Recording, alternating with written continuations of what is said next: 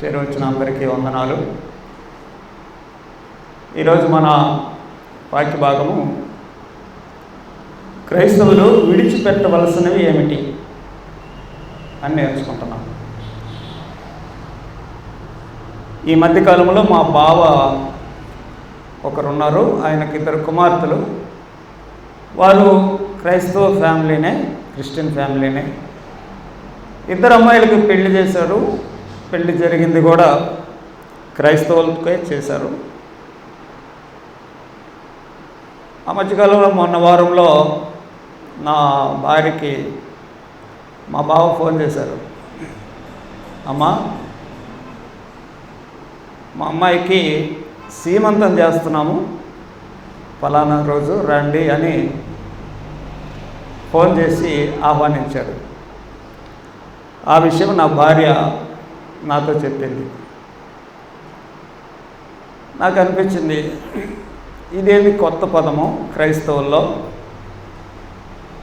సీమంతం చేసే ఈ కార్యక్రమము క్రైస్తవుల్లో లేదే. మరి ఇది ఎక్కడి నుంచి వచ్చింది అని అంటే, అంతకుముందు మన వాళ్ళు చేశారు. చేసినవి విడిచిపెట్టకుండా ఇంకా కొనసాగుతున్నాయి కదా అని ఆ రోజు వచ్చిన ఆలోచన ఈరోజు ఈ వర్తమానానికి పునాది అయింది. నిజానికి క్రైస్తవులు విడిచిపెట్టాల్సినవి చాలా విడిచిపెట్టకుండా వాటిని పితృపారంపర్యాచారాలు అన్నట్టుగా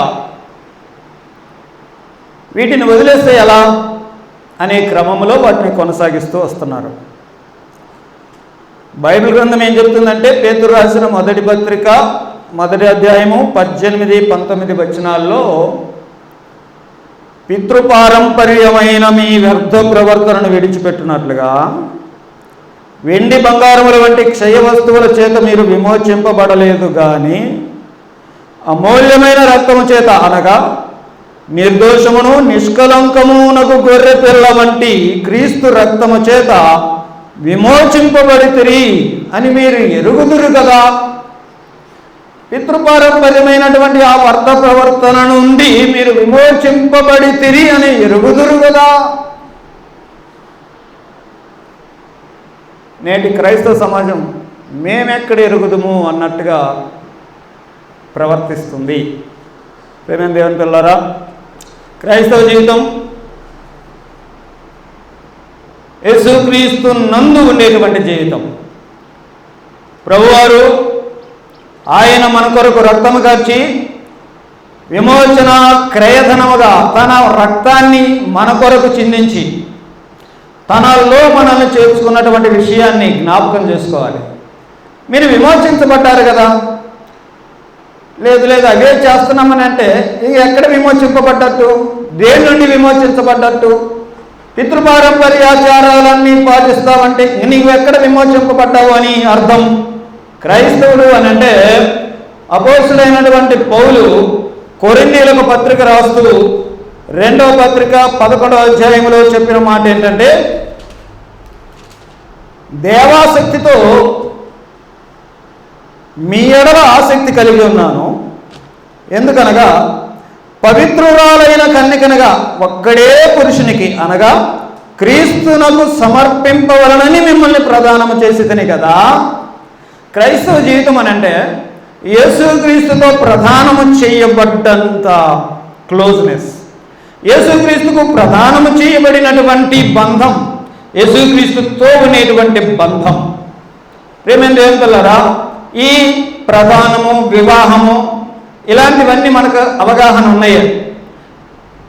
పుట్టింటి నుండి ఒక స్త్రీ మెట్టింటికి వచ్చి భర్తతో తన జీవితాన్ని మొత్తం కొనసాగిస్తుంది. అలాంటి నిర్ణయం తీసుకొని వస్తుంది. తన అడ్రస్ మారింది, తన ఇంటి పేరు మారింది, మొత్తం మారిపోతాయి. ఇది ఒక వివాహం ఉన్నటువంటి ఆ అర్థం. ఆది కాండములోనే దేవుడు ఏం చెప్పాడంటే, పురుషుడు తన తల్లిని తండ్రిని విడిచి తన భార్యను హత్తుకుంటాడు. ఇక్కడ చెప్పిన మాట అంటే నువ్వు భార్యను హత్తుకునే ముందు నీకున్నటువంటి ఆ బ్యాక్గ్రౌండ్ని విడిచి అనే మాట చూస్తాం. నీ ఫ్యామిలీ కొత్త ఫ్యామిలీ కావాలని అంటే ఆ అంతకుముందు ఉన్నటువంటి ఫ్యామిలీలో నుండి నువ్వు బయటికి రావాలా. ఇక్కడ అపార్థం చేసుకోకండి, మరి తల్లిదండ్రులని నేను చూడొద్దా, అలాంటి అపార్థాలకి దారి వేయకండి దయచేసి. దేవుడు చెప్పింది ఏమిటి అంటే ఆ ఫ్యామిలీలో నుండి మరొక ఫ్యామిలీ వస్తుంది, అక్కడ విడిచి ఇక్కడ హత్తుకోవాలి అనే మాట. ఇప్పుడు క్రైస్తవ జీవితం యేసుక్రీస్తుతో అంటుకట్టబడే విధంగా, యేసుక్రీస్తుల్లో ఉండే విధంగా ఉండేటువంటి విషయం ఏంటంటే మన పాత జీవితాన్ని విడిస్తే కదా కొత్త జీవితంలోనికి ప్రభువులో ఉండడానికి అర్హం, ప్రభువుతో ఉండడానికి అర్హులం. ఈ విషయాన్ని జ్ఞాపకం చేసుకోవాలి. క్రైస్తవులుగా ఉన్నటువంటి మనం ఈరోజు కాలంలో పాత వాటిని అనేకమైన వాటిని విడిచిపెట్టలేని స్థితి ఈరోజు కొనసాగిస్తూ ఉన్నాం. ప్రేమైన దేవుని పిల్లారా, కొన్ని విడిచిపెట్టాల్సినటువంటి విషయాలు మీతో ఈ సమయంలో పంచుకుంటాను, జాగ్రత్తగా ఆలకించండి. ఒక మాట చెప్పాను, క్రీస్తులోనికి రావాలి అని అంటే నీవు ఆ పాతదాన్ని విడిచిపెట్టాలి. పాతదాన్ని విడిచిపెట్టి అందులో నుండి విమోచింపబడితేనే నువ్వు యేసుక్రీస్తుల్లో ఉండడానికి సాధ్యమవుతుంది. ఏమేమి విడిచిపెట్టాలి? కొన్ని విషయాలు ఆలోచన చేద్దాం. ఏమేమి విడిచిపెట్టాలి అని అంటే మీకు ఈజీగా ఉండటానికి, అర్థం కావడానికి ఈ బోర్డు మీద 4 విషయాలు రాశాను. ఈ 4 ఏమిటి అని అంటే ఏమేమి విడిచిపెట్టాలి అని అంటే మనలో సహజంగా వచ్చే వాటిలో నుంచి ఏమేమి విడిచిపెట్టాలి? సహజంగా మనలో వచ్చేస్తాయి. తర్వాత మనలో పుట్టుకొచ్చే వాటిలో నుంచి ఏం విడిచిపెట్టాలి అంటే మనలో కొన్ని పుట్టుకొని వస్తుంటాయి. తర్వాత మనకు కలిగి ఉన్నవి ఏంటి, వాటిలో నుంచి విడిచిపెట్టాల్సినవి ఏంటి? మనకి కలిగి ఉన్నాయి, మనకు ఓనై ఉంటాయి కొన్ని. ఆ తర్వాత మనతో చేరిన వాటి కొన్ని ఉంటాయి, మనకు చేరిపోయి ఉంటాయి. వాటిలో నుండి ఏం విడిచిపెట్టాలి? 4 విషయాలు మీతో చెప్తాను, జాగ్రత్తగా ఆలకించండి. మొదటిది మనం మాట్లాడుకునేటువంటి మాట, మనలో సహజంగా వచ్చే వాటిలో నుండి మనము కొన్ని విడిచిపెట్టాల్సిన వారమై ఉన్నాం. సహజంగా కొన్ని వస్తాయని అంటే మనిషి పుట్టిన తర్వాత పెరుగుతూ వస్తాడు, సహజంగా కొన్ని వస్తాయి. ఈ ఎదుగుదల క్రమంలో బాడీలో హార్మోన్స్ వస్తాయి, బిడ్డలు ఎదుగుతూ ఉంటారు, యుక్త వయసు వచ్చేస్తుంది, పెద్దవాళ్ళు అయిపోతుంటారు. యుక్త వయసు వచ్చినప్పుడు మగపిల్లలకు మీసాలు ఇవన్నీ వచ్చేస్తుంటాయి. ఆడపిల్లల యొక్క శరీర భాగాలు చాలా మార్పులు వచ్చేస్తుంటాయి, మెచ్యూరిటీ వస్తుంది. ఇలాంటివన్నీ మార్పులు జరిగిపోతాయి, సహజంగా జరిగిపోతాయి. ఇలాగ కొన్ని మనలో సహజంగా వస్తాయి. ప్రేమ దేవుని పిల్లారా, అలాగే సహజంగా వచ్చే వాటిలో విడిచిపెట్టాల్సినటువంటి ఒకటి మనం సామెతల గ్రంథం చదువుదాం. సామెతల గ్రంథం 22వ అధ్యాయము, సామెతలు 22:15 వచనం చదువుదాం. 22వ అధ్యాయము 15వ వచనంలో ఏముందంటే, బాలుని హృదయములో మూఢత్వము స్వాభావికముగా పుట్టును. స్వాభావికంగా, అదే నేను చెప్పే కదా, సహజంగా వచ్చేస్తుంది. అంటే చిన్నపిల్లల నుంచి వారు ఎదిగేటువంటి క్రమంలో పిల్లలకి స్వాభావికంగా మూఢత్వం వచ్చేస్తుంది. అంటే వాడు ఏదో చాక్లెట్ ఇవ్వలేదని అలగడం, వాడు ఏడవడం, తర్వాత వాడు ఏదైనా తమ తల్లిదండ్రుల దగ్గర నుంచి ఇప్పించుకోవడానికి గిలగిలగిల కొట్టుకొని ఏడుస్తూ ఉంటాడు. వాడికి కావాల్సింది ఇచ్చేస్తే నవ్వుకుంటూ వెళ్ళిపోతాడు. అంటే ఏడిస్తే ఇలాగిస్తారు. అలాగని వాళ్ళని తల్లిదండ్రులు మ్యానిపులేట్ చేయాలి. ఈ లక్షణాలన్నీ ఎవరిస్తారు? గమనిస్తే ప్రియులారా, చిన్న పిల్లల్లో మూఢత్వం స్వాభావికంగా వస్తుంది. బాలుని హృదయంలో మూఢత్వం స్వాభావికంగా పుట్టును. కాబట్టి ఏం చేయాలి అని అంటే శిక్షాదండము దానిలో నుండి తొలగివేయను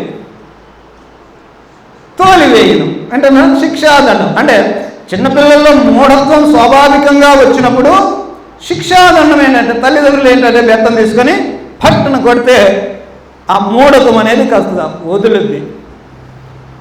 ఆ మూఢత్వంలో నుండి అతన్ని తోలివేయను. ఎప్పుడు ఒక దెబ్బ పెడితే, ఒక బెదిరి పెడితే, ఒక భయం పెడితే శిక్షాదండం. అందుకనే బైబిల్ గ్రంథం ఏం చెప్తుంది అంటే, బెత్తం వాడకపోతే తమ పిల్లలకి వాళ్ళు విరోధులు. ఎందుకు వాడాలి? వాళ్ళు చచ్చేటట్టు కొట్టమని కాదు దాని అర్థం.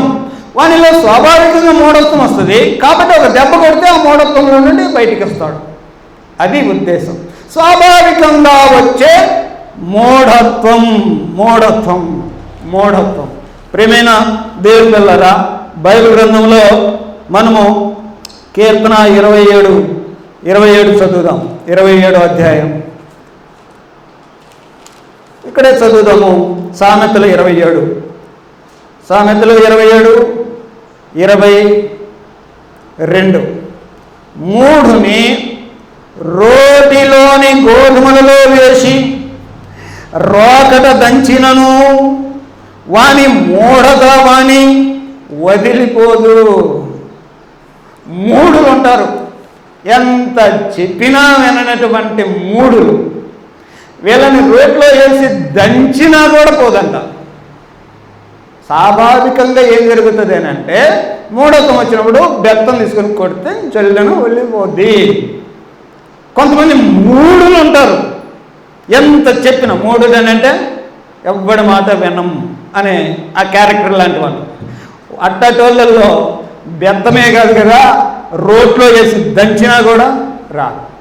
ప్రేమ దేవుని పిల్లరా, స్వాభావికంగా ఇలాంటి మూఢత్వం వస్తుంది. ఈ మూఢత్వము, ఇలాంటి పెంకితనము ఈ స్వాభావికంగా మనిషిలో వచ్చేయే కాబట్టి వాటిలో నుండి మనిషి బయటికి రావాలి. మూఢుడిగా ఉండకూడదు. ఒకప్పుడు మనం మూఢులమే, స్వాభావికంగా అలాంటి వస్తుంది. అంతేగాని మూఢుడిగా మారిపోయి రోడ్లో వేసి దంచినా కూడా మారనటువంటి స్థితిలోనికి మనం ఉండకూడదు. మూఢత్వాన్ని విడిచిపెట్టేటువంటి వారుగా ఉండాలి. ముందు ఏదైనా ఒకటి, బాబు నువ్వు తప్పు చేస్తున్నావు అని అంటే బెత్తం దెబ్బ కానీ, మాట దెబ్బ కానీ, హెచ్చరిక కానీ, గద్దింపు కానీ ఏదైనా జరిగితే దాన్ని బయటకు వచ్చే విధంగా మూఢత్వాన్ని వదిలేసేవారిగా ఉండాలి. ఇది మనం ఒకటి నేర్చుకోవచ్చు. ప్రేమ దేవుని పిల్లరా, రెండో మాట మనం గమనించినప్పుడు, తిమోతికి అపోస్తలుడైన పౌలు 2వ పత్రిక రాస్తూ 2వ అధ్యాయం 22వ వచనంలో చెప్పిన మాట ఏంటంటే, ఓ తిమోతి, నీ యవ్వనేచ్ఛల నుండి పారిపోమ్ము, విడిచిపెట్టాల్సిన ఏంటంటే, ముందు ఎవరైనా ఎవరు చెప్పినా వినను అనే ఆ మూఢత్వాన్ని వదిలిపెట్టాలి. ఫస్ట్ మీరేది నాకు చెప్పేది అనేటువంటి ఆ మూఢత్వాన్ని వదిలిపెట్టాలి. ఫస్ట్ ఎవరైనా ఒక బెత్తం దెబ్బ లాంటి మాటో దెబ్బో ఏదన్నా హెచ్చరికో ఇచ్చినప్పుడు నేర్చుకునేటువంటి వారిగా ఆ మూఢత్వం నుండి బయటకు వచ్చే విధంగా ఆ మూఢత్వాన్ని విడిచిపెట్టాలా. 2, యవ్వనేచ్ఛల నుండి, ఇందాక చెప్పాను కదా, ఇవి సహజంగా వస్తాయి యవ్వనేచ్ఛలు. ఇప్పుడు ఉదాహరణకి మనము యోసేపు గురించినటువంటి స్టోరీ తెలుసు. యోసేపు స్టోరీలో ఏముంది? యోసేపు మంచి యవ్వనుడు. యవ్వనేచ్ఛలు సహజంగా వస్తాయి మనిషికి. పైగా ఇతను చాలా అందంగా ఉన్నాడు. ఎంత అందంగా ఉంటే ఆ పోతీఫరు గారి మిస్సెస్ తనను ఆశపడింది. ఇప్పుడు ఏమైంది అని అంటే, తనలో ఉన్నటువంటి ఈ యవ్వన ఇచ్ఛలను తను విడిచిపెట్టాడు. అది యవ్వనేచ్ఛల నుండి విడిచిపెట్టి తన వస్త్రాన్ని అక్కడ విడిచిపెట్టి పారిపోయాడు. ఆమె వస్త్రం పట్టుకుంది. ఆమె వస్త్రం పట్టుకొని లాగుతామంటే యవ్వనేచ్ఛల నుండి విడిచిపెట్టబడిన వాడి వస్త్రాన్ని వదిలిపెట్టి పారిపోయాడు. యవ్వన ఇచ్ఛలు, అవకాశం వచ్చింది కదా అని యవ్వనేచ్ఛలను బట్టి అవ్వలేదు యోసేపు. సహజంగా వచ్చే ఇలాంటి వాటిని విడిచిపెట్టవలసిన వారం. 2 మాటలు నేర్చుకున్నాం. 1, స్వాభావికంగా వచ్చే మూఢత్వం, స్వాభావికంగా వచ్చే యవ్వనేచ్ఛలు, వీటిని విడిచిపెట్టాలి. విడిచిపెట్టకుండా వాటిని బట్టి వెళ్ళేటువంటి వారే కనుక అయితే ప్రియులారా, ఎంత నష్టం, ఎంత నష్టం.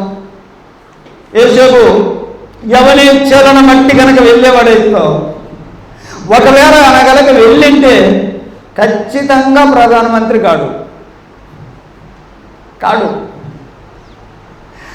విడిచిపెట్టబట్టబడి దేవుని బ్లెస్సింగ్స్ అతనిలో వచ్చేసి. ప్రేమ దేవుని పిల్లారా, ఈ విషయాలు మనం ఆలోచన చేస్తాం. ఒకటి, స్వాభావికంగా వచ్చే ఇలాంటి కొన్ని మనం విడిచిపెట్టవలసిన వారం. రెండో మాట ఏంటంటే, మనలో పుట్టుకొచ్చే కొన్ని ఉంటాయి స్వాభావికంగా అనే విషయాలు రెండు నేర్చుకుంటే, అప్పటికప్పుడు మనలో పుట్టే కొన్ని అప్పటికప్పుడు అరే ఉన్నట్టుండి ఏమైంది వీడికి అని అప్పటికప్పుడు పుట్టుకొని వస్తుంది. ఇలాంటి పుట్టుకొచ్చే కొన్ని ఉంటాయి. మీకు తెలుసు కదా, కీర్తన చదువుదాం. 37వ కీర్తన చదువుదాం. 8వ వచనం. 37వ కీర్తన 8. కోపము మానుము, ఆగ్రహం విడిచిపెట్టుము. కోపం మానుము, ఆగ్రహము విడిచిపెట్టు. ముందు కోపం, ఆగ్రహం. సామెతల గ్రంథం కూడా తీద్దాం పక్కన. 17వ అధ్యాయం, సామెతలు 17వ అధ్యాయము 14వ వచనంలో ఏం చెప్పాడనంటే, కలహారంభము నీటి గట్టున పుట్టు ఓట, వివాదము అధికము కాకమునిపే దాన్ని విడిచిపెట్టాల్సినవి. కోపము, ఆగ్రహము, కలహాన్ని పుట్టించేవి. ఇలాంటి కలహ ఆరంభాలు వాటిని విడిచిపెట్టు. కోపం వస్తుంది అని అంటే ఆ కోపాన్ని ఇంకా ఇంకా ఇంకా ఇంకా రేజ్ చేయమాక. ఏదో పుట్టింది, నీటి గట్టున పుట్టు ఓట లాంటివి. ఓట ఒక్కసారి ఫౌంటైన్ అలా వచ్చిందంటే చిమ్ముతుంది, అంటే దాని యొక్క ప్రభావం అంత ఉంటుంది. కాబట్టి కోపము, ఆగ్రహము ఇలాంటి వాటిని విడిచిపెట్టవలసిన వారమై ఉంటాం. ఇవి మనకు పుట్టేవి, మనలో అప్పటికప్పటికి వస్తాయి. కొన్ని పాపములు ఉంటాయి. బైబిల్ గ్రంథంలో చాలా విషయాలు పాపము విడిచిపెట్టి అనే మాటలు మీకు చాలా బైబిల్ గ్రంథంలో దొరుకుతాయి. హెబ్రీయులకు రాసిన పత్రిక 12వ అధ్యాయము 2వ వచనంలో, హెబ్రీయులకు రాసిన పత్రిక 12:2లో చెప్పిన మాట ఏంటంటే, మొదటి నుంచి, ఇంత గొప్ప సాక్షి సమూహము మేఘములే మనల్ని ఆవరించి ఉన్నందున మనం కూడా ప్రతి భారమును సులువుగా చిక్కులు పెట్టు పాపమును విడిచిపెట్టాలి. పాపము విడిచిపెట్టవలసిన వాటిని మనం నేర్చుకుంటున్నాం. ఎన్నెన్ని పుట్టుకొస్తున్నాయండి పాపాలు, కొత్త పాపాలు, పాత పాపాలు, ఎన్నెన్ని పాపాలు చేస్తుంటారండి. పాపమును కొనసాగించకూడదు, పాపమును విడిచిపెట్టాలి. విడిచిపెట్టేటువంటి వాటి విషయంలో పాపము, ఈ పాపం ఏమిటి అని అంటే సులువుగా చిక్కులు పెట్టే పాపం. పాపము ద్వారా వచ్చేటువంటి నష్టం అంతా ఎంత అని చెప్పలేం. ఏ పాపం చేసినా నిన్ను నశింపజేయడానికే చేస్తావు, నిన్ను నువ్వు పాడు చేసుకోవడానికే చేస్తావు. ఒక సేవకుడు చెప్తున్నాడు, ఒక దొంగోడు ఉన్నాడు, దొంగతనాలు చేస్తూ ఉన్నాడు. తను చెప్పినటువంటి మాట ఏంటంటే, ఏ దొంగోడు కోటీశ్వరుడు కాలేదంట. విచిత్రం కదా.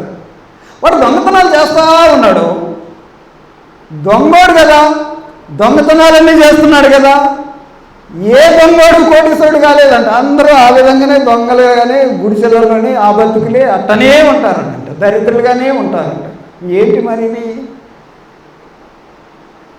పాపము మనల్ని నశింపజేస్తుంది. కాబట్టి విడిచిపెట్టాల్సినవి పాపం విడిచిపెట్టాలా, ఇంతకుముందు చెప్పుకున్న కోపము, ఆగ్రహము విడిచిపెట్టాలా అనే మాటలు చూసాం.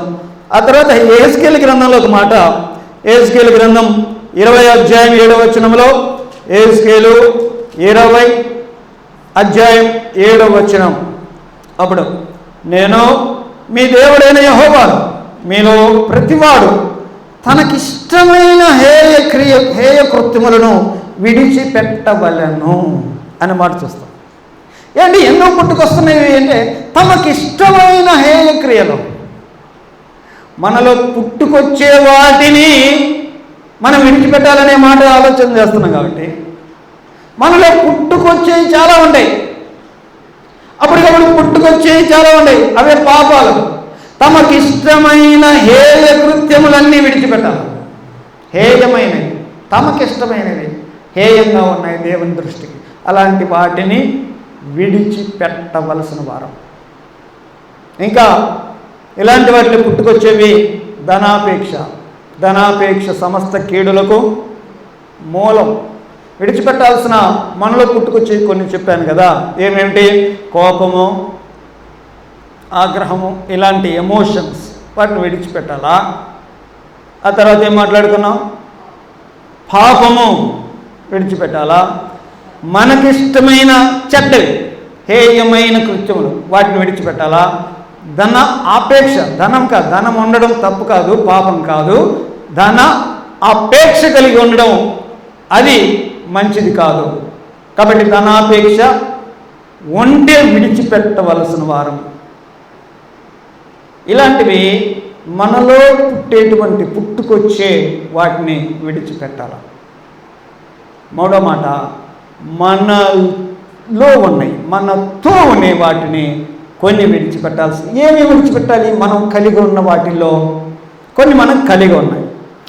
మనము ఆటోమేటిక్గా మనకు కొన్ని కలిగి ఉంటాం. ఉదాహరణకి లోకంలో పుట్టాం. లోకం పుట్టామంటే మరి లోకానికి సంబంధించిన వాళ్ళమే కదా, కాబట్టి లోకాన్ని కలిగి ఉన్న వారమే కదా. ప్రభువారి శిష్యులతో మాట్లాడుతూ, మీరు నన్ను వెంబడించారు, నా వారు అయితే ఇక మిమ్మల్ని లోకంలో నుండి సపరేట్గా వేరే లోకానికి తీసుకెళ్తానని అనుకోకండి. మీరు లోకంలో ఉంటారు, ఉండాలి కూడా. ఎందుకంటే తినాలి, తాగాలి, ఉండాలి. ఇప్పుడు త్వరలో ఓట్లు వేయాలి. ఇవన్నీ లోకంలో ఇవన్నీ మనం లోకంతో ఉన్నాం. కాబట్టి మన మాట ఏమిటి అంటే, మనం కలిగి ఉన్నటువంటి ఈ లోకము, బైబిల్ గ్రంథం ఏం చెప్తుందంటే, లోకమునైనను లోకములో ఉన్న వాటినైనను మీరు ప్రేమించకండి. దీని యొక్క అర్థము ఈ లోకములో ఉన్న వాటన్నిటిని ప్రేమించనే ఉద్దేశం కాదు. లోకం అనేది ఒక సంస్కృతి. ఇప్పుడు రోమీయులకు రాసిన పత్రిక 12వ అధ్యాయంలో ఒక మాట ఉంటుంది, మీరు లోక మర్యాదను అనుసరింపక అనే మాట. మీకు అర్థమవుతుందా? లోకముని ప్రేమించద్దు అని అంటే లోకములోని మర్యాదలు ఉంటాయి కొన్ని. అందరు చేస్తూ ఉంటారు, అందరు వెళ్తూ ఉంటారు, లోక మర్యాదలు అన్నమాట అవి. సో ఇప్పుడు అందరూ చేస్తూ ఉంటారు, పెద్ద తప్పు ఏముంది అనిపిస్తుంది. అది అందరు వెళ్తున్నారు, అందరు వెళ్తున్నా మనం వెళ్తే తప్పు ఏమిటి అనేటువంటి విధంగా లోకం యొక్క పోకడ, మీరు దాన్ని అర్థం చేసుకోవాలి. కాబట్టి లోకమును ప్రేమించకండి అంటే లోకం వెళ్ళే సిస్టమ్ ఉంటుంది, ఆ సిస్టమ్ను మీరు ప్రేమించకండి. అది బైబిల్ చెప్పేది. ఉదాహరణకండి, లోకం చాలా ఫ్యాషన్స్ ఉంటాయి కదా, చిరిగిన జీన్స్ వేసుకునేది, మగపిల్లలు జుట్టంతా ఆడపిల్లలాగా పెంచుకొని, మగపిల్లలు కూడా కమ్మలు పెట్టుకొని, అమ్మాయిలందరూ జీన్స్ వేసుకొని టైట్ టీషర్ట్లు వేసుకొని వెళ్తాం. అంటే ఏంటిది? లోకం కామన్గా ఉంది. లోకం మీకు అర్థమవుతుందా అండి? అది లోకం మర్యాద.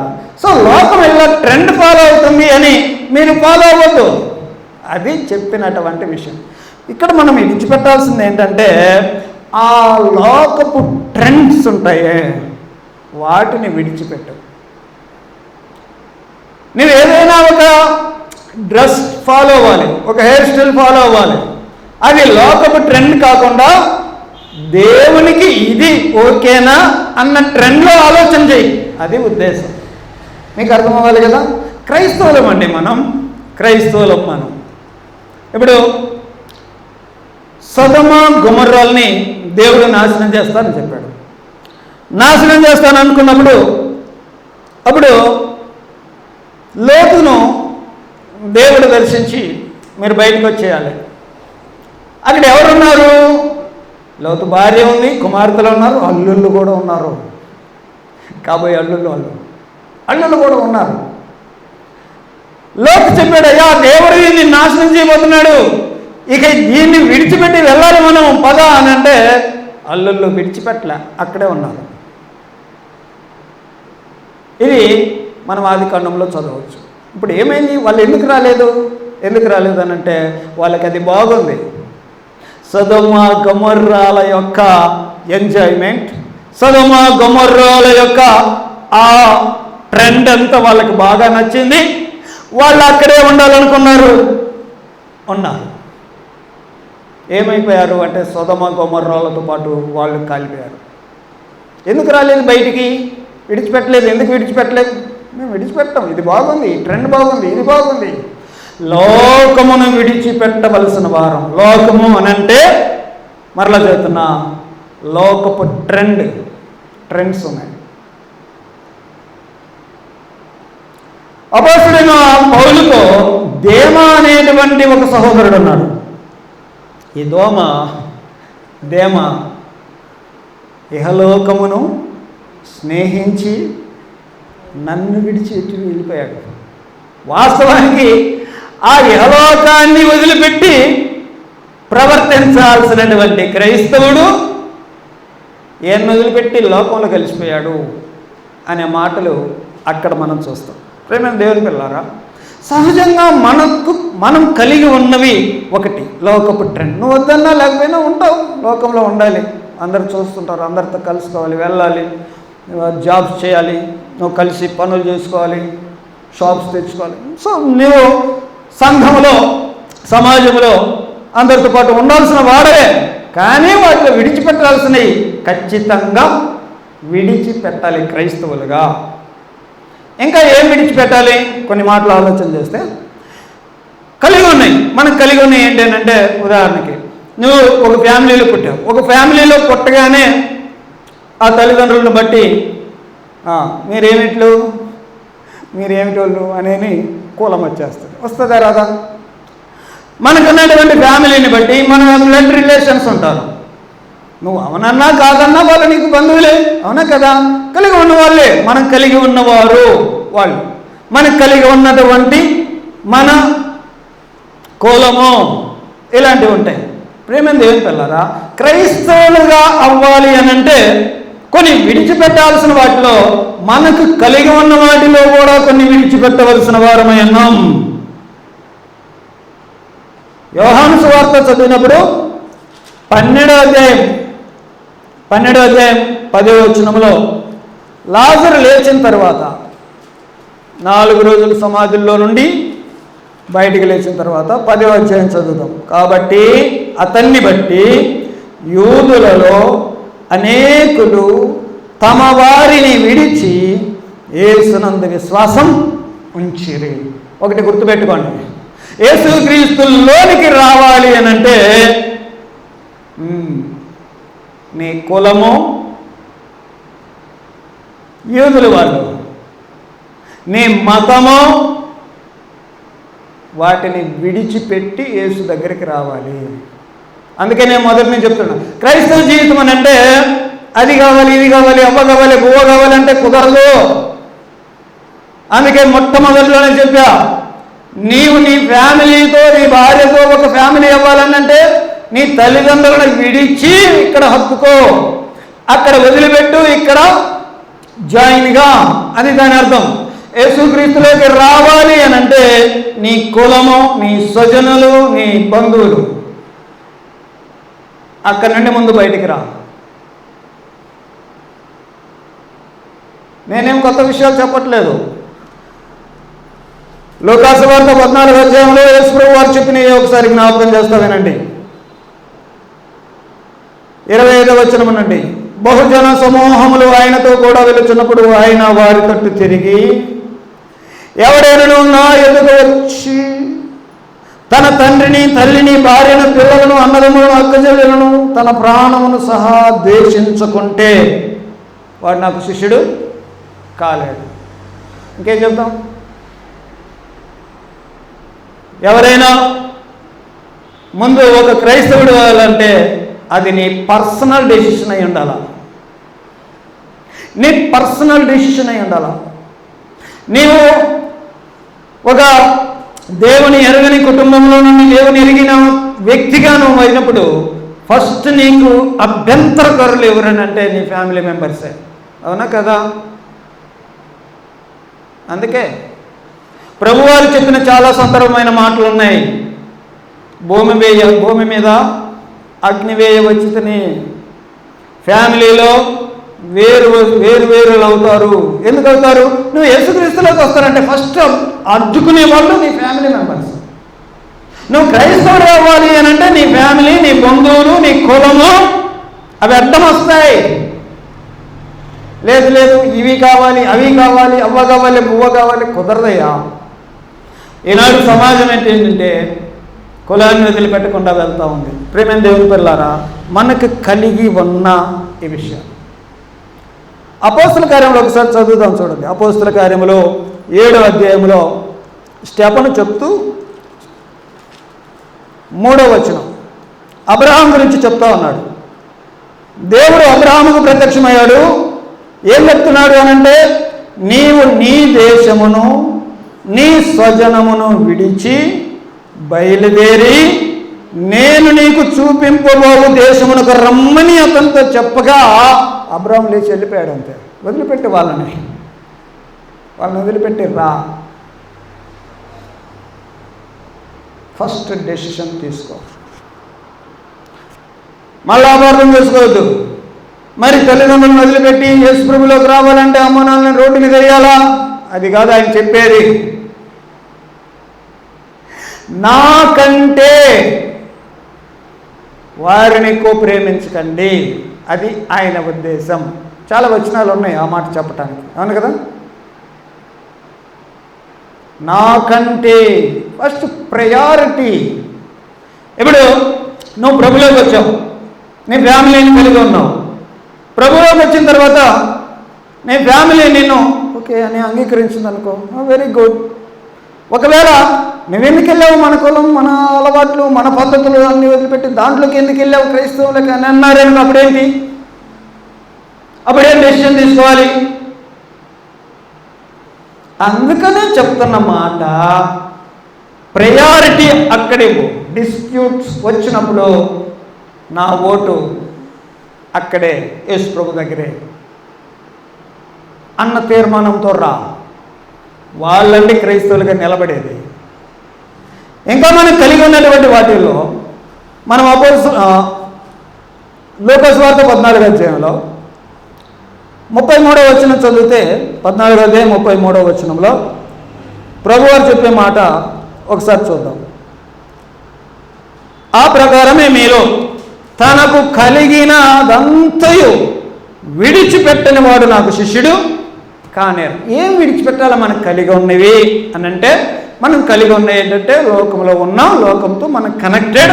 సో లోకపు ట్రెండ్స్ ఉన్నాయి కదా, లోక పోకడులు, లోక మర్యాదలు, అలాంటి వాటిని విడిచిపెట్టాల్సిన వారం. లోకంలో ఉండేటువంటి మన కులాలు, ఇవన్నీ కులమేమి కూడబెట్టదు అనేది సామెత చెప్తుంటారు, కానీ మరి ఎవరు వదిలిపెడుతున్నారు? విడిచిపెట్టరు. ప్రభువారు ఏం చేస్తున్నాడు? విడిచిపెట్టు. యూదులలో అనేకులు తమ యోధా మతాన్ని వదిలి యేసునందు విశ్వాసం ఉంచారు. అది మాటలు మనం చదివాం. కాబట్టి మనకు కలిగి ఉన్నవి, లోకం కలిగి ఉన్నాం, మన కులం కలిగి ఉన్నాం, ఆ తర్వాత మనకు పొజిషన్స్ కూడా ఉన్నాయి, మన సంపదలు, మనకు కలిగి ఉన్నదంతా. అంటే మనం ఏం కలిగి ఉండొచ్చు అంటే, మనకు సంపద ఉండొచ్చు, మనకి ఒక ప్రెస్టీజ్ కలిగి ఉంది, మన స్థాయి, మనకి ఒక గౌరవం, మనకు ఒక గుర్తింపు, ఇలాంటి మనకు ఉంటాయి. వినండి, ఇలాంటి వాటిని కలిగినదంతయో నీ రెప్యుటేషన్ని వదిలిపెట్టి నాది కాదు ఆయనది అనగలగాల. నువ్వు ఎంత వాడివైనా సరే వచ్చి ప్రభు దగ్గర మోకరిల్లు అని అంటే ఏం చేయాలి? మోకరిల్లాలి కదా. అయ్యో నేనేంది ఇంత పెద్దవాడిని అని అంటే, పెద్దవాడిని అంటే కుదరదు, వదిలిపెట్టు దాన్ని. అయ్యా నేను ఇంత ఆఫీసర్ని, ఆఫీసరా వదిలిపెట్టు దాన్ని. నేను ఇంత కోటీశ్వరుడు వదిలిపెట్టు దాన్ని. మోకరిల్లు ఎక్కడ? మీకు అర్థమవుతుంటుంది కదా. కలిగి ఉన్నది మన పొజిషన్స్, మన స్థాయి, మన గౌరవం, మన గుర్తింపు. ఇప్పుడు యేసు ప్రభు వారి గురించి చెప్పిన మాట ఏంటంటే, ఫిలిప్పీలకు రాసిన పత్రిక 2వ అధ్యాయం 5-6 వచనాలు. ఫిలిప్పీలకు రాసిన 2వ పత్రిక, క్రీస్తు యేసును కలిగిన ఈ మనస్సు మీరు కలిగి ఉండండి. ఆయన ఎలాంటి మనసు కలిగి ఉన్నాడో 6వ వచనం. ఆయన దేవుని స్వరూపము కలిగిన వాడేంటి, దేవునితో సమానముగా ఉండుట విడిచిపెట్టకూడని భాగ్యము అని ఎంచుకోలేదు. ఇప్పుడు తన స్థాయి ఏంటి మరి? ఆయన దేవుని స్వరూపం కలిగిన వాడే, దేవునితో సమానమైనటువంటి వాడిగా ఉన్నాడు. అయితే ఏం చేశాడు? దాన్ని వదిలిపెట్టాడు. ఇది తన స్థాయి, తన గుర్తింపు, తన ఐడెంటిటీ, వాటిని విడిచిపెట్టగలిగిన వారే ఉండాలా. ప్రభు దగ్గరికి వస్తుంది. క్రైస్తవులు విడిచిపెట్టాలండి, విడిచిపెట్టాలి. ఈనాటికి సేవకులు వచ్చేవాళ్ళు చాలామంది సేవకు వస్తున్నారు. నేను ఈ మధ్యకాలంలో గమనించేది ఏంటంటే, సేవకు వచ్చే చాలామంది వాళ్ళు సేవ ప్రారంభం చేయడమే ఆయన ఒక టైటిల్ పెడతాడు. ఏంటి? ఫలానా మినిస్ట్రీస్. ఏ చిన్న సేవకుడు రానియండి, తనకంటే ఒక పేరు పెడుతున్నాడు. ఆ మినిస్ట్రీస్, ఈ మినిస్ట్రీస్, ఈ మినిస్ట్రీస్, ఎన్ని పేర్లు! నాకు ఆశ్చర్యమవుతుంది. ఏమి అంత స్పెసిఫై చేయించుకొని నేను చూపుకోవాలా? అంటే ఫలానా మినిస్ట్రీస్ అంటే అర్థమైందనమాట, ఇది ఆయనకు సంబంధించింది అనే కదా. ఇది ఫలానా ఆయన పరిచర్య, ఇది ఫలానా ఆయనది చెప్పుకోవడం అది ఉద్దేశమే కదా.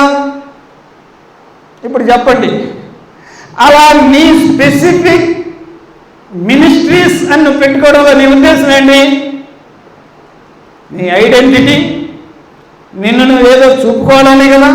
ఇక్కడ ఏం చెప్తున్నాడంటే, నీకు కలిగి ఉంది, ఓకే, నీకు టాలెంట్ ఉంది, నీకు పవర్ ఉంది, నీకు మంచి జ్ఞానం ఉంది, నీకు మంచి ఆసక్తి ఉంది, దేవునికి సేవ చేయాలా, క్రీస్తు కొరకు పరిచయం చేయాలా, ఆయన సంఘం కొరకు నువ్వు ప్రయాసపడాలా, ఓకే చెయ్యి, ఎవరొద్దన్నారు.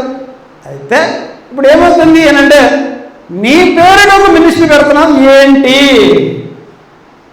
నీ కొరకు ఒక మినిస్ట్రీస్ ఏర్పాటు చేసుకున్నాం ఏంటది అంటే ఆయనకు సంబంధించింది కాదా? కాదు ఆయనదే అంటావే. మరి అలాంటప్పుడు నీకు స్పెసిఫిక్ పేరు ఎందుకు? ఏం విడిచిపెడుతున్నావు? నీ రెప్యుటేషన్ వదిలిపెడుతున్నావా? విడిచిపెట్టట్లేదు కదా, అది ప్రాబ్లం. విడిచిపెట్టవలసినవి మనకు కలిగి ఉన్నవే, విడిచిపెట్టవలసిన వారు. ఏమైనా దేవుని పిల్లరా, హిజ్కియా గురించి ఒక మాట మనం చదివితే, దినవృత్తాంతంలో 2వ గ్రంథంలో 32వ అధ్యాయం 26వ వచనం చదివితే, దినవృత్తాంతంలో 32:26.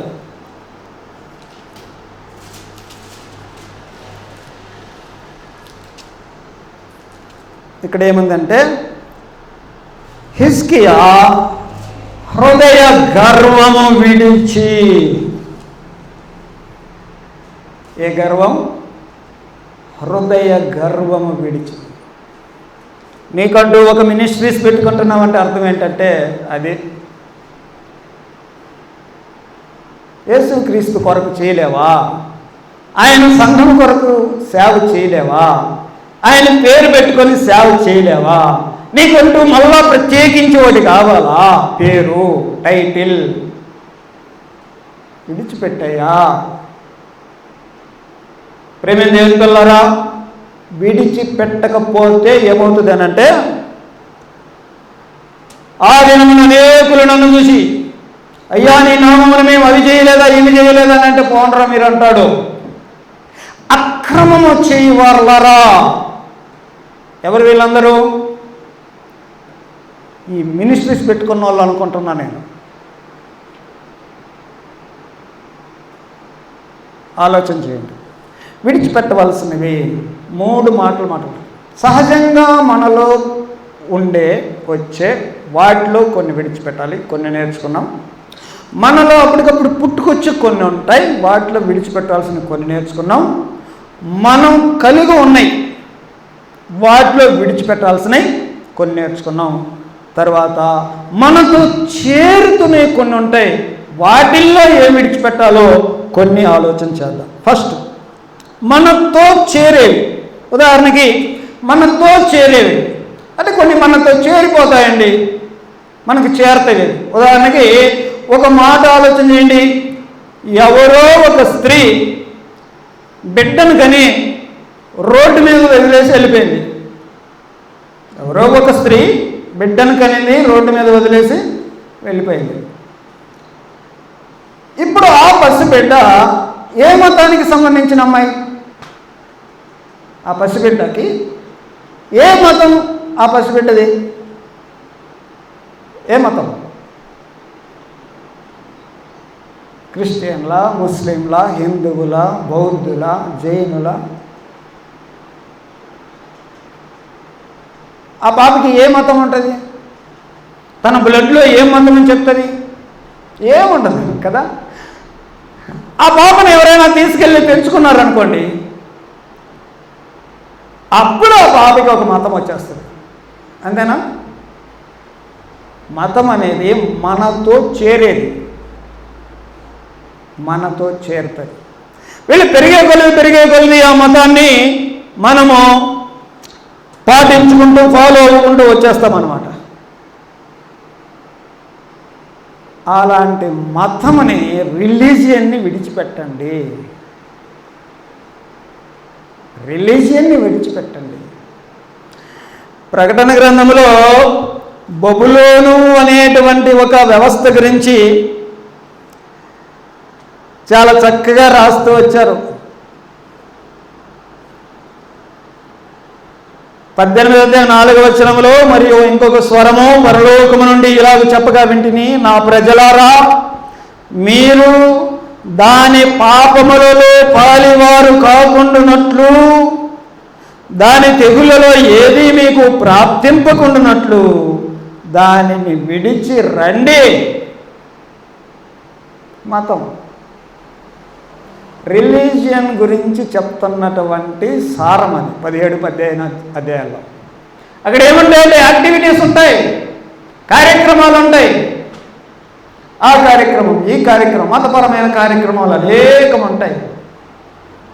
మత సంబంధమైన కార్యక్రమాలు.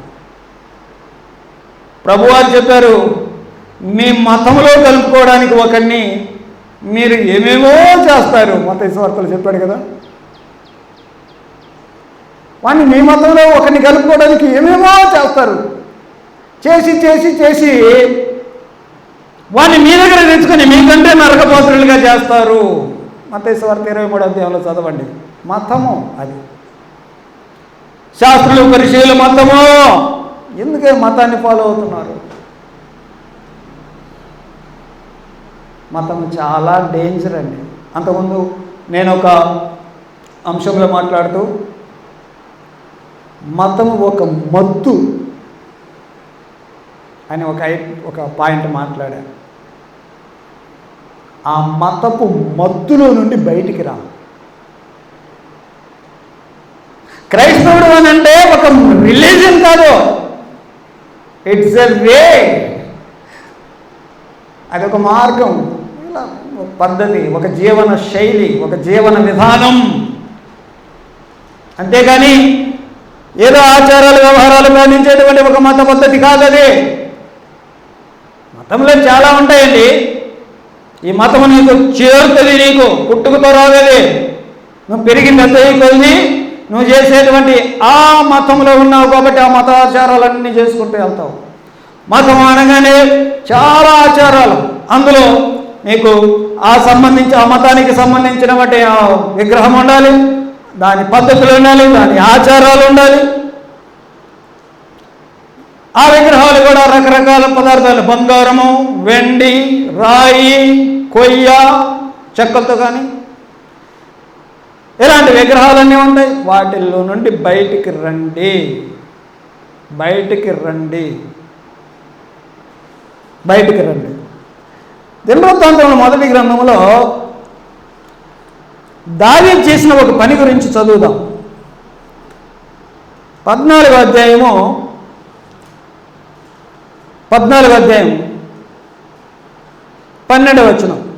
వారు అచ్చట తమ దేవతలను విడిచిపెట్టి పోగా వాటిని అగ్నిచేత కాల్చి వేయవలనని దావీదు సెలవిచ్చను.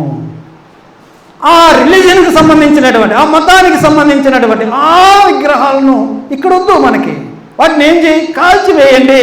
కాల్చేశాడు దావీదు. మతము అనే ఆ మత్తు సంబంధించిన ఆ మతాన్ని, వాటికి సంబంధించిన వాటిని దావీదు కాల్చివేసినట్టుగా చూస్తా ఉన్నాం. కాల్చివేసినట్టుగా. ఇక్కడ మీకు కొన్ని చెప్పాలి.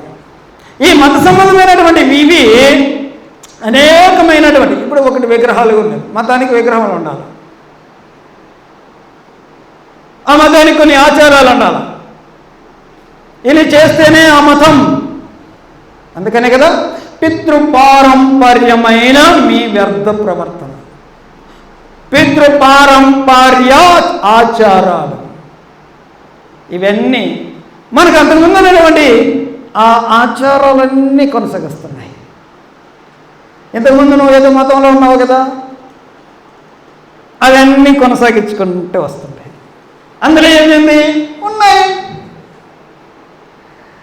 ప్రేమ దేవుని పిల్లరా, ఈరోజు నేను చెప్పాలనుకున్న మాట, మొదట్లో ఒక మాట చెప్పాను, ఏమీ వదిలిపెట్టట్లా నేటి క్రైస్తవులు చాలామంది శ్రీమంతం చేస్తున్నారు. చేశారా? మాకు ఒక ఇన్విటేషన్ ఈ మధ్య వచ్చింది. మెచ్యూర్ ఫంక్షన్లు చేస్తున్నారా? చేస్తున్నారు. యేసు ప్రభు మాలలు వేస్తున్నారా? వేస్తున్నారు. ఎక్కడి నుంచి వస్తున్నాయి ఇవన్నీ? ఏమండి, ఈ రోజున మనకు తెలియకుండా ఎంతగా దిగజారిపోయింది లోకము అని అంటే, ఆ మతంలో ఉన్నప్పుడు మనం ఏం చేసేవాళ్ళు అని అంటే, దినఫలాలు, రాశి ఫలాలు చూసుకునేవాళ్ళు. దినఫలాలు, రాశి ఫలాలు చూసుకొని ఈరోజు బాగుందా, ఈరోజు మంచిదేనా, ఈరోజు ఏం జరుగుద్ది, ఈరోజు ఏం జరగదు, ఇలాంటివన్నీ తెలుసుకోవడానికి ఇష్టపడి వాటిని పేపర్లలో కూడా వేస్తారు. ఇప్పుడు న్యూస్ పేపర్ తీసుకోండి, దినఫలాలు, రాశి ఫలాలు లేకుండా పేపర్ ఉండదు. వారానికి వచ్చేటువంటి వీక్లీలో, సండే బుక్స్లో ఆ వార్త ఫలాలు, ఆ రాశి ఫలాలు, ఆ వార ఫలాలు, వాటికి ఏం జరుగుతుంది, అవి లేకుండా పేపర్ ఉండదు. ఎందుకు అనుకుంటున్నారు? ఎందుకు అని అంటే అది మనుషులకు ఇష్టం.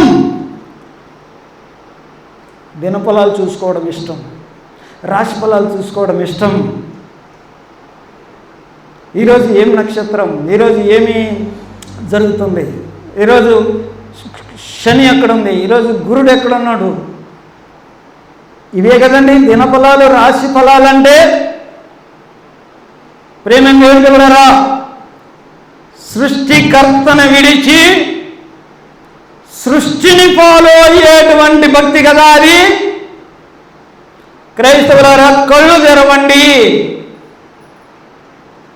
కళ్ళు తెరవండి.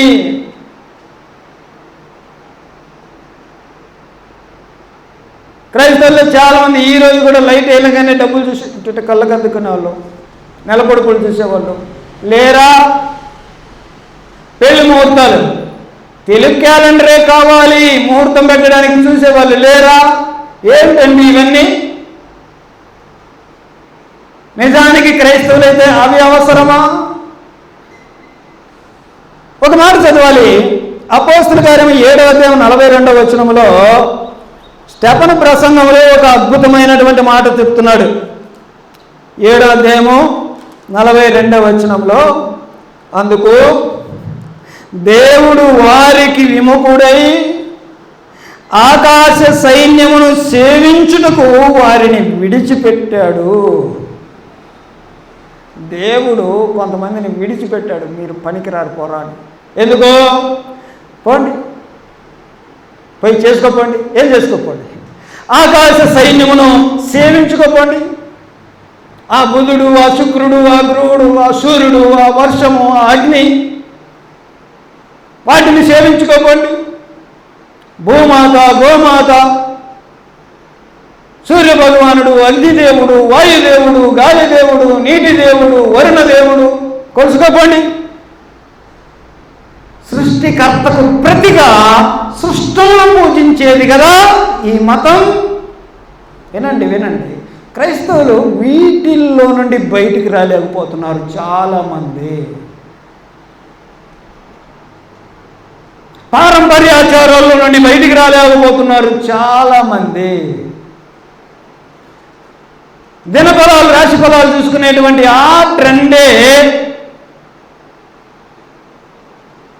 నేటి దిన వాగ్దానం అని సేవకులు పెడుతున్నారు. ఇప్పుడు పెడుతున్నారా లేదా? నేడు నీకు దేవుని వాగ్దానం. ఒకసారి వాట్సాప్లు చూసుకోండి, మీ గ్రూపులోనే ఎన్ని గ్రూపులలో ఎన్ని వచ్చేటాయో నేటి దిన వాగ్దానం. ఏంటివి? ఎక్కడి నుంచి వచ్చింది ట్రెండ్? లేకపోతే సంవత్సరానికి ఒకసారి తీసుకునే వాగ్దానం ఎక్కడి నుంచి వచ్చింది ట్రెండ్ అండి? నీ పారంపర్యాచారాలే కదా, నీ పాత జీవితంలోనే కదా ట్రెండ్స్ ఇలాగొచ్చాయి. క్రైస్తవులారా, విడిచిపెట్టాలయ్యా మనం. అందుకోసమే విమోచించబడ్డాం. ఇంకా కొంత దారుణమైన సంగతి ఏంటంటే, వేరు మతాల్లో బాబాల్ని వాళ్ళని పూజలు చేసేవాళ్ళు ఉన్నారు. దిగంబర స్వాములకు కూడా పూజలు చేసేవాళ్ళు ఉన్నారు. క్రైస్తవులు కూడా ఈ మధ్య కాలంలో సేవకుల పాట సేవింపబడే వాళ్ళు ఎక్కువ మంది అయిపోతున్నారు ఏటి దినాల్లో. విడిచిపెట్టాలి. దయచేసి ఈ విషయాలు అర్థం చేసుకోండి. వాటిని విడిచిపెడితే ప్రభువుకు సమీపస్తులు అవుతాం, దగ్గరగా అవుతాం. అపోస్తలుల కార్యం 14వ అధ్యాయంలో పేతురు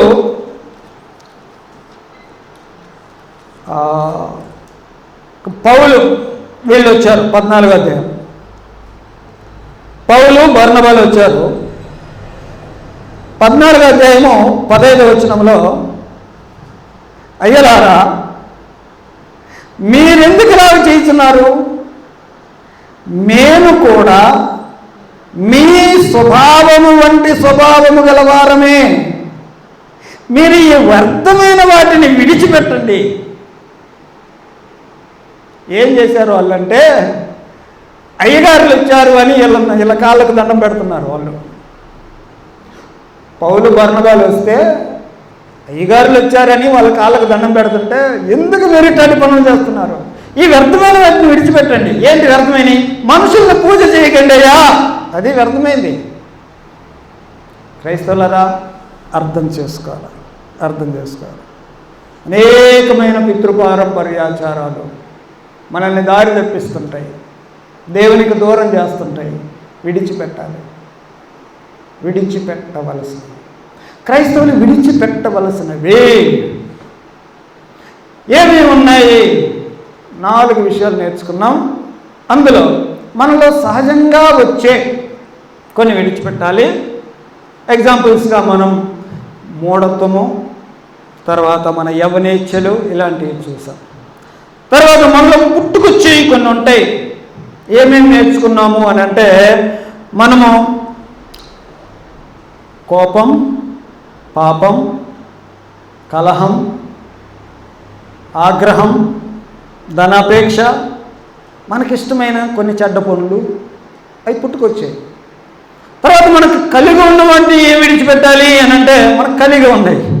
ఏమేం కలిగి ఉన్నాయి? లోకాన్ని కలిగి ఉన్నాం, బంధువులు, కులము, మనకు కలిగి ఉన్నటువంటి పేరు, ప్రఖ్యాత, గౌరవ, మర్యాదలు, వాటిని విడిచిపెట్టి ప్రభు దగ్గరికి రా. ఎందుకంటే ప్రతివాని మోకాలు యేసునామములో వంగాలి కాబట్టి. తర్వాత మనతో చేరిపోయిన వాటిని విడిచిపెట్టాలి. కొన్ని ఏంటి? మతం వదిలిపెట్టు, మతాచారాలు వదిలిపెట్టు. ఆకాశ నక్షత్రాలని, ఆకాశ సైన్యాన్ని సేవించే ఆ మైండ్ సెట్ మార్చుకో. నీ దినఫలాలు, రాశి ఫలాలు, ముహూర్తాలు, ఆచారాలు, పారంపర్యాచారాలు, మా తాత ముత్తాతల నుండి ఇవన్నీ చేశాము. ఇవన్నీ ఆచారాలన్నీ తీసుకొని వచ్చి మళ్ళా యేసుక్రీస్తుకు తగిలిచ్చి మింగిల్ చేసి, మిక్స్ చేసి అలా చేయకూడదయ్యా, అలా చేయకూడదు. వాటిని విడిచిపెట్టాలి అనే మాటలు చూస్తాం. విడిచిపెట్టే అతిక్రమములను దాచిపెట్టువాడు వర్ధిల్లడు. వాటిని విడిచిపెట్టి ఒప్పుకొని విడిచిపెడతాడు, కనికరం పొందుతాడు. వాటిని విడిచిపెట్టకుండా ప్రభువుతో ఏకంగా ఉండటం అనేది ఎలా పాజిబుల్ అవుతుందో మీరే ఆలోచన చేయండి. విడిచిపెట్టకుండా ప్రభువుతో నేను మింగిల్ అవ్వాలి, కలిసిపోవాలి, ఎలా సాధ్యమవుతుందో చెప్పండి. ఇన్ని వచనాలన్నీ మనం చదువుకున్నాం. విడిచిపెట్టాల్సినవి విడిచిపెట్టకుండా క్రైస్తవ జీవితం జీవించడం ఎలా సాధ్యమో మీరే ఆలోచన చేయండి. విడిచిపెట్టాల్సినవి విడిచిపెట్టండి, దేవుని గణపరచండి. ఆ చొప్పున దేవుడు మనకు సహాయం చేయనుగాక. ప్రార్థన చేసుకున్నాం. ప్రేమ కలిగిన మా తండ్రి, ఈ వర్తమానాన్ని బట్టి ఈ 4 విషయాలు మేము విడిచిపెట్టగలగడానికి మాకు సహాయం చేయండి. నీ వాక్యపు వెలుగు మాకు ఇంకా చూయించుతూ, ఇంకా విడిచిపెట్టాల్సిన విషయాలు మాకు కనపరిచి వాటిని కూడా విడిచిపెట్టడానికి కృప చూపించి వాటిని విడిచి మిమ్మల్ని హత్తుకోవడానికి సహాయం చేయమని యేసుక్రీస్తు నామములో ప్రార్థిస్తున్నాము తండ్రి. ఆమేన్.